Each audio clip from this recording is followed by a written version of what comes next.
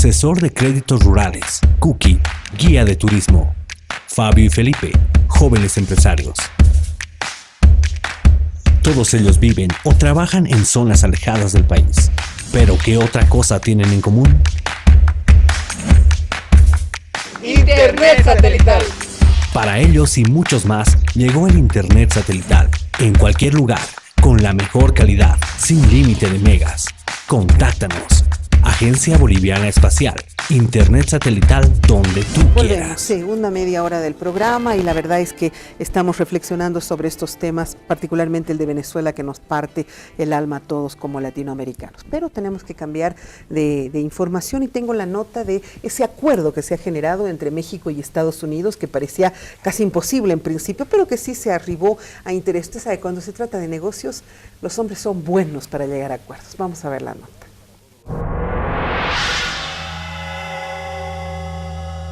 Los presidentes de México, Enrique Peña Nieto, y de Estados Unidos, Donald Trump, anunciaron que se logró un acuerdo entre ambos países para la modernización del Tratado de Libre Comercio de América del Norte.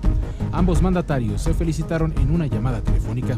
Muchas gracias, presidente Trump. Creo que este es algo muy positivo para Estados Unidos y para México. Y el motivo de esta llamada, presidente, es primero celebrar el entendimiento que ha habido entre los dos equipos negociadores sobre el acuerdo de NAFTA. It's a big day for trade, big day for our country. A lot of people thought we'd never get here because we all negotiate tough. We do, so does Mexico. And this is a tremendous thing. Peña Nieto agregó que se hizo un buen equipo entre el futuro gobierno de Andrés Manuel López Obrador y el actual para la renegociación del tratado y que espera que Canadá pueda incorporarse a la brevedad. Posteriormente, los secretarios de Relaciones Exteriores, Luis Videgaray, y de Economía, Ildefonso Guajardo, detallaron los alcances de este acuerdo de entendimiento, en el que se convino retirar la cláusula de término a cambio de una revisión cada 6 años, que no termina con el tratado de forma automática. Se pactó elevar el contenido regional en el sector automotriz a un 75%, donde el 45% será manufacturado en zonas con salarios de $16 por hora. En el tema agrícola no habrá cuotas estacionales a exportaciones mexicanas y se logró mantener los capítulos sobre solución de controversias comerciales. Es una integración que mejora la competitividad de América del Norte. Es una negociación que nos aterrizó en preservar en este entendimiento y antes de que se incorpore Canadá la certidumbre de los mecanismos de solución de controversias, de que no aceptó cuotas ni restricciones ni tarifas en el comercio y fundamentalmente también que es un tratado que genera las bases para poder mantener los atractivos de México. El canciller Videgaray dijo que el siguiente paso es que Canadá se incorpore a los cabildeos y se logre el acuerdo entre las tres partes. Hemos llegado a este proceso gracias al trabajo de mucha gente que ha participado de manera comprometida, generosa y desde el lado mexicano, sin duda, con gran patriotismo. Quiero, en primer lugar, hacer un enfático reconocimiento al equipo negociador de la Secretaría de Economía. Por supuesto, al secretario Ildefonso Guajardo, un extraordinario profesional de la política y de la negociación comercial. Hoy lo que tenemos es un entendimiento con Estados Unidos en los temas bilaterales y en toda la agenda del Tratado de Libre Comercio de América del Norte.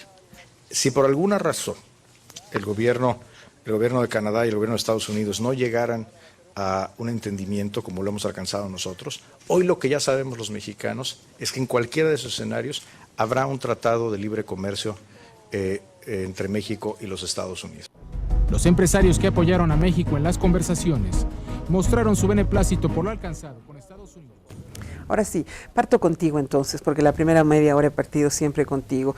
Este es un acuerdo al que ha arribado Trump con Enrique Peña Nieto, ¿no es cierto? Sabemos la tendencia de Enrique Peña Nieto, pero está a punto de entrar Andrés López Obrador, que es otra cara de la moneda, con su partido lo dice todo, Morena. ¿Va a entrar y va a patear el tablero? No, por suerte no, y la institucionalidad mexicana, más allá de sus grandes contradicciones, sí, ¿no? Pero va a funcionar. López Obrador ha sido parte, un testigo, digamos, oculto de este proceso, ha dado su anuencia, su beneplácito, porque también a Estados Unidos le convenía cerrar, vamos a aclarar, este es un acuerdo preliminar. Ya, ¿no? ok. Este da luz verde para empezar unas negociaciones para lo que ha quedado pendiente, el Tratado de Libre Comercio de Norteamérica. Sí, que había quedado ahí. Porque está Canadá un poco aislada.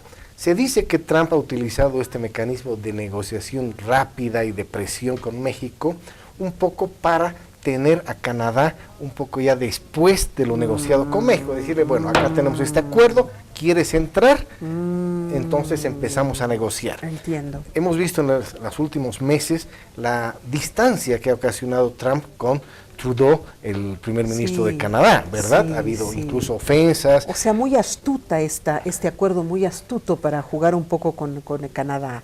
Sí, medio que es una lección básica de negociación, dividir y vencer, Sí, ¿verdad? pues. Ha dividido a las tres partes, México, Canadá, Estados Unidos, ha logrado un acuerdo preliminar con México, porque los mexicanos sí lo necesitaban darle cierta certidumbre a su economía. Sabemos lo que ha sufrido la moneda mexicana a partir de la incertidumbre que ha generado Trump desde la campaña electoral, esa ida y venida de ofensas, amenazas, de muros, de aranceles.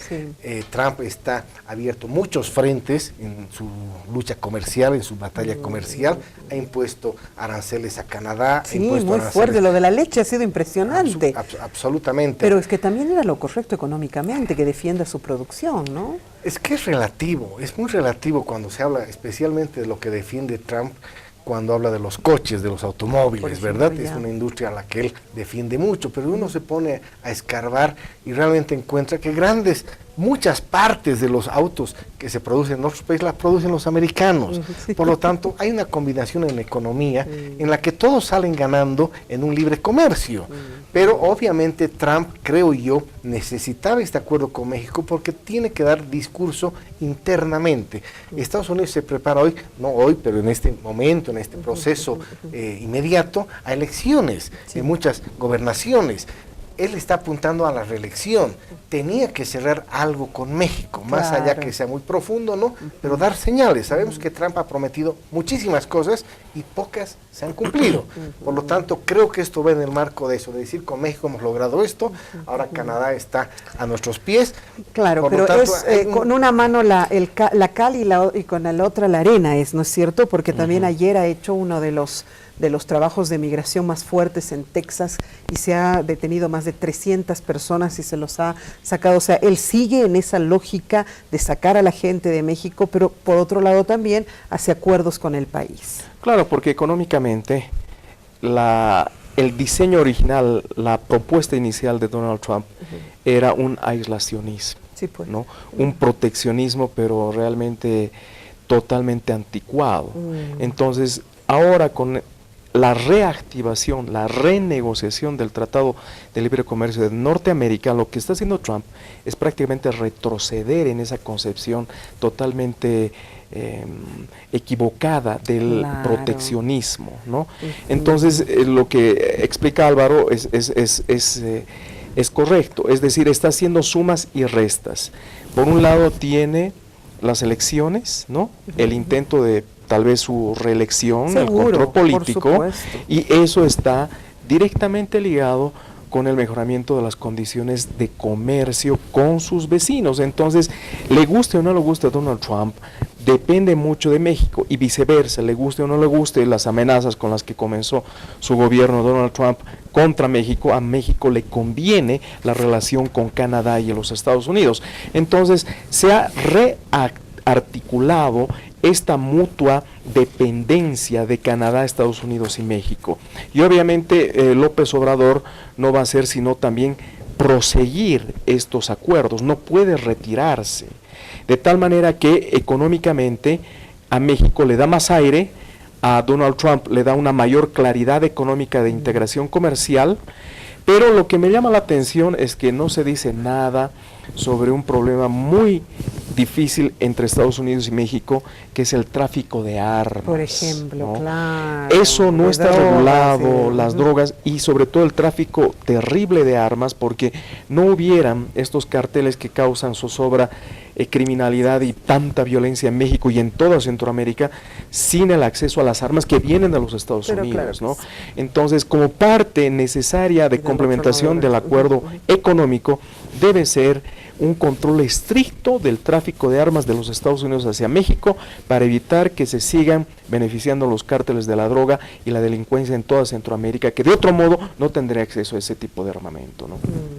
Sin embargo, yo aquí veo que, digamos, las ideologías han quedado como subalternizadas a los intereses económicos, ¿no? Y en algún momento López Obrador, en sus primeras elecciones, era muy radical y muy contrario, así era también que estilo el imperio y todo aquello. Sin embargo, parece que en el tiempo ha ido flexibilizando. Me recuerda mucho, por ejemplo, al presidente brasilero, ¿no es cierto?, que era así, da Silva era como más concertador y fue flexibilizándose. Esa es la forma de trabajar, creo, y lo que está haciendo Trump, ¿no es cierto? Arrancó con un estilo, pero fue flexibilizando. Creo que esa es la forma de política. Sí, lamentablemente hemos descubierto ya hace décadas atrás que lo que manda es la economía, ¿verdad?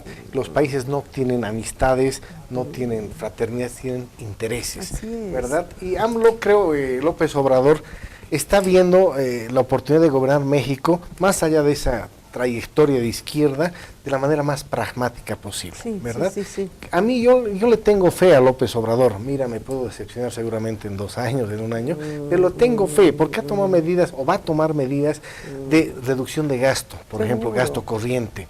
En México hemos estado acostumbrados a pequeños reyes en el gobierno, ¿verdad? México sigue teniendo esa oligarquía vergonzosa de la que nosotros fuimos víctimas también y nos libramos. Exactamente. López Obrador tiene un discurso fresco, ojalá que llegue a la práctica, por lo menos en el día a día de la política mexicana.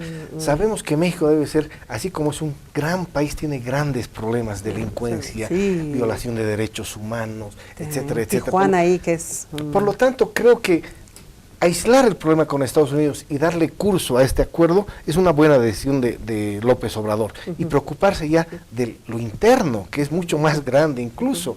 Mira, en el acuerdo comercial, ¿por qué le interesaba a Trump también cerrar con México? El déficit comercial que tiene Estados Unidos con México es de 71,000 millones, con Canadá es 17,000. Por lo tanto, no hay comparación. Era importante resolver estos temas. Y México entró en una dinámica de desesperación. Por lo tanto, los mexicanos también querían suscribir algo. Lo que viene a posterior, la negociación, va a ser mucho más dura. Por lo tanto, habrá que esperar en el tiempo que nos ofrece este espacio que ha abierto Trump. Muy brevecito, no habíamos hablado de López Obrador, qué pena no hablamos, pero este hombre logró insistentemente logró esta presidencia ahora. Me acuerdo de la anterior elección, hizo un gobierno paralelo porque tenía una votación atractiva, le jugaron en el temor de que iba a ser un socialista y que iba a acabar con México y todo, sin embargo se logró. ¿Cómo lo calificas a este presidente? Yo lo califico como una oportunidad, ¿no? Para un relanzamiento de la política mexicana, que como él en el cierre de su campaña, en su discurso cuando fue elegido presidente, lo dijo, México necesita una renovación moral, una profunda reforma del Estado, ¿no? Para de alguna forma sacar todo ese cáncer delincuencial, corrupto, etcétera. ¿Quién no quiere eso en sus estados, ¿no? ¿Quién no quiere eso en su país? Entonces, digamos, el utilizar ese nuevo discurso, que de alguna forma también lo sigue alineando a él, porque se autocalifica como izquierda, ¿no? Lo sigue alineando con las tendencias de izquierda, ahora tiene un reto para poner en práctica todas sus propuestas. Entonces, al poner en práctica, creo que López Obrador va a tener nomás también que renegociar, negociar, abonarse, flexibilizarse con Donald Trump. Todo, y que lo está haciendo, ¿no? Que lo está haciendo, pero está por verse en qué medida es capaz de purificar la estructura estatal mexicana. Ok, ahí me quedaré porque quiero tocar este tema antes de irnos, y es la presencia del jefe de Estado de España, que ha estado en nuestro país, en Santa Cruz de la Sierra en particular, firmando una serie de acuerdos con los bolivianos. Qué interesante saber que todavía nosotros somos creíbles, que todavía se acercan y quieren invertir. Nuestro tren bioceánico va a ser una de las inversiones donde están apostando los españoles. Vamos a ver esta nota brevecita y luego lo comentamos acá. A todo el país, y por supuesto estamos aquí en el Hotel Camino Real en Santa Cruz de la Sierra. Los alcances se van a reflejar en resultados de desarrollo en las siguientes áreas de intervención: cohesión social y acceso a servicios básicos de calidad en agua y saneamiento, educación, salud y fomento de energías renovables, gobernabilidad democrática, violencia de género, desarrollo rural y seguridad alimentaria, además de cultura y turismo para el desarrollo. De esta manera suscriben la presente acta el hermano presidente del Estado Plurinacional de Bolivia, Evo Morales Saima, el hermano presidente del Reino de España, Pedro Sánchez Pérez Castejón. Entre sus alcances, el presente memorándum define el marco de cooperación sobre cuestiones relativas a la planificación, financiamiento, construcción y operación del corredor ferroviario bioceánico de integración. Este va a permitir desarrollar planes que posibiliten la participación de organismos. Bueno, ahí está, se han firmado, estábamos viendo las imágenes de la firma de compromisos, de acuerdos, yo rezando que el señor Fernández no se le chive algo y haga alguna cosa, el señor alcalde de Santa Cruz no vaya a hacer alguna travesura de esas. Por suerte no sucedió nada, todo bien. Interesante el perfil de este presidente, interesante su gabinete con una presencia importante de mujeres, lo estábamos comentando acá, interesante esta cercanía que hace con Latinoamérica. ¿Cuál es tu evaluación al respecto? Absolutamente valorable. Positiva, ¿no? Pedro Sánchez, para mí, el jefe del gobierno español. Para que quede claro, jefe de Estado es el rey y este es el jefe de gobierno. Es una monarquía constitucional parlamentaria. Tienes ¿verdad? razón. Entonces, me parece absolutamente positivo que Pedro Sánchez haya mirado otra vez a la región. No olvidemos que hay en la dualidad en España, que es cuando el PP, Partido Popular, está en el gobierno, Latinoamérica desaparece. Es decir, con Rajoy no ha pasado nada. Con Aznar siempre miraba a Latinoamérica como su patio trasero, es decir, con presidente Zapatero ha habido una nueva movida en Latinoamérica, claro y Pedro Sánchez repite este acto que es característico del Partido Socialista Obrero Español y me agrada, porque es llamativo que en 20 años no haya vuelto a pisar tierra un presidente español. La última vez justamente ha sido Aznar para la cumbre iberoamericana del 2003. 15 años, si ponemos exactamente, no ha habido una visita oficial, vino Aznar a la cumbre de Santa Cruz, pero nada más. Eso debería llamarnos la atención. España es un socio, finalmente. Pues, estratégico. Está participando en la economía. Hoy en día la crisis de España está encontrando oxígeno en Latinoamérica. Sus empresas están ganando concursos públicos. Por lo tanto, ya no es la España a la que nosotros íbamos, sino España está retornando a Latinoamérica. Nosotros, ¿no? Y hay que aprovechar de construir relaciones estratégicas. Yo soy, y tú lo sabes, Verónica, absolutamente favorable a que Bolivia tiene que estructurar una relación con España absolutamente estratégica. Y con todos los países, ¿sabes? Pero sobre todo con España. Sí, porque nos une una historia, además. Yo recuerdo cuando estaba armándose la Unión Europea y estaba España a punto de hacer esa determinación que hicieron en votación de que si entraban o no a la Unión Europea. Salamanca tuvo ahí un encuentro y decían los de la Unión Europea, para nosotros España y Portugal no son importantes para la Unión Europea. Podríamos perfectamente construirnos sin ellos. Si los estamos tomando en cuenta es únicamente por la cercanía que tienen con Latinoamérica. Imagínate, es una espalda que ellos tienen con Latinoamérica y por eso son inclusive atractivos. Y Sánchez lo está reconociendo y está volviendo a construir eso. Se decía también que producto de esto que está sucediendo con las AFPs, el Bilbao Vizcaya ya no iban a acercarse los españoles a nosotros, echado por tierra completamente. Viene su jefe de Estado. De gobierno, ¿cierto? No, sin duda, yo también lo veo como algo muy positivo esta visita. Y claro, también cuando suponíamos que la cooperación internacional ya no tenía nada que hacer en nuestro país, en Bolivia, España retoma las perspectivas de inversión extranjera y también de cooperación al desarrollo, ¿no? Entonces, esto me parece realmente importante, ¿no? En términos de abrir una agenda de trabajo con un país con el que tenemos una cercanía histórica muy profunda, desde el punto de vista no solo de lo que puede ser el potenciamiento de este megaproyecto del tren bioceánico, sino también de los pequeños proyectos en materia de cooperación para el desarrollo. Y la ESI siempre se ha caracterizado por una enorme agenda, ¿no?, que estaba en algún momento estrechándose y casi tendiendo a su desaparición, y ahora nuevamente retoma un oxígeno que sin duda es beneficioso en términos del apoyo a la sociedad civil en Bolivia. El tren bioceánico es uno de los objetivos que ellos se han planteado y la gente se preguntará qué puede tener de beneficio para España. No, claro, no, en términos económicos puede tener mucho beneficio, porque estamos hablando pues de esa conexión desde el puerto de Hilo, Santos, en Brasil, es que claro, es realmente importante. Para ellos es atravesar en medio, hasta, exactamente, en medio tenemos una cadena de generación de valor económico muy importante, y bueno, la visión de largo plazo de los inversores españoles y otros es clave, ¿no? Esperemos que se materialice de una manera Entonces Bolivia importante. sigue siendo atractiva para los capitales europeos. Claro, porque geográficamente nosotros somos atractivos, estamos en el centro del continente sudamericano, desde el punto de vista de los recursos del gas, ¿no?, seguimos siendo atractivos, desde el punto de vista de lo que podría ser una integración interregional, seguimos siendo atractivos, nosotros tenemos que aprovechar sin duda eso. Y nuestra economía tiene nomás cierta estabilidad a comparación de lo que está sucediendo en otros países, ¿no? La Argentina, por ejemplo, que sería, me gustaría tocar, no sé si tengo tiempo, cuánto tiempo tengo hecho, porque lo que ha sucedido en la Argentina también es impresionante, o sea, ya sí, el tema de Cristina Kirchner, el que hayan ingresado a sus propiedades, en fin, ¿tengo tiempo de hacerlo? ¿Cuánto tiempo tengo todavía hecho?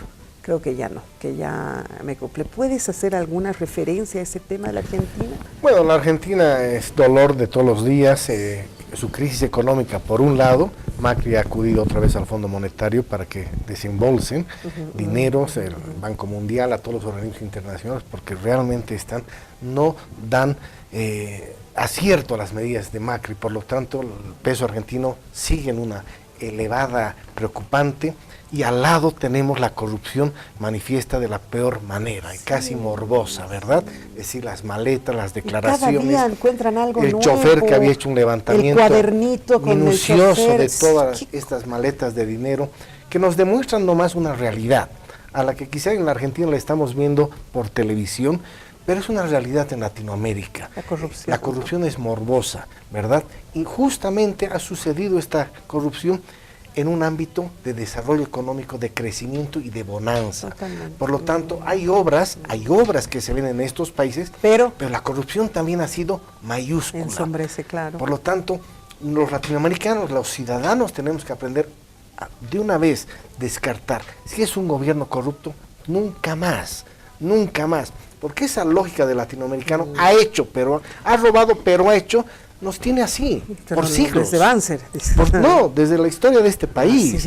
Por lo tanto, tenemos que ser como ciudadanos mucho más rigurosos.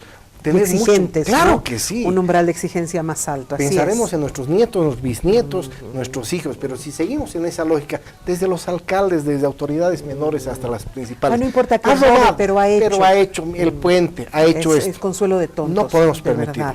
La economía se está cayendo, pero además hechos tan anecdóticos como que la ministra de Economía ha tenido que renunciar porque se ha filmado drogada en marihuana, ¿no? Ay, sí, he consumido marihuana y ahora estoy volando, pero no, estoy viendo el extra. ¿Qué está pasando con la Argentina? Se ha desmoronado. Se ha desmoronado, y también es parte de una crisis de la política en sí, ¿no? Porque Argentina es un escenario muy curioso, ¿no? Han tenido una experiencia neoliberal enorme, vienen los Kirchner y les dan otra experiencia, pero también confusa, y regresan a la crisis, otra vez están queriendo abrirse a las reformas liberales de mercado, y bueno, esto hace ver que Argentina tiene una crisis muy profunda de líderes, de la capacidad de llevar a la práctica buenas ideas en la política, y por supuesto un cortoplacismo terrible, ¿no?, que alimenta los casos de corrupción, pero que en el fondo destruye las raíces de la solidez de su país. Totalmente. Te agradezco mucho. Te cuento que he visto He visto en Santa Cruz mucho argentino también, o sea, están migrando de la misma manera y tiene que ser. Gracias. No, pues un placer, Verónica. Franco, claro siempre sí, un gusto. claro sí. Lo mismo, Álvaro, te agradezco. Gracias, Verónica, un gusto haber estado con ustedes. Gracias, de verdad. Nos vamos a ir. Gracias, como siempre, por la sintonía. Nos encontramos mañana.